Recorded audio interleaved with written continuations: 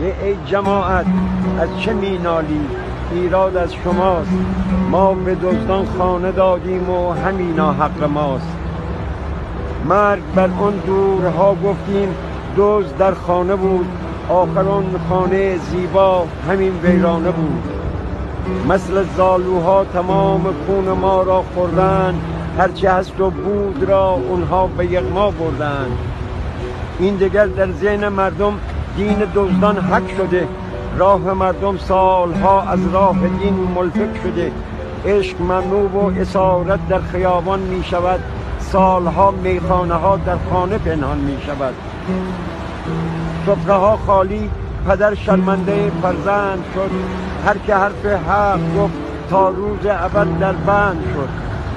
در گرانی ها در صف گدایی کرده ایم، دزدها در پادشاهی ما فقط یک برده ایم. چند درصد در رفاه و مابقی در چنگ فقر، دزدها در حال دزدی مابقی در جنگ فقر. خانه زیبای ما را ساده ویران کردند، روزهایی را که نباید به ایران کردند.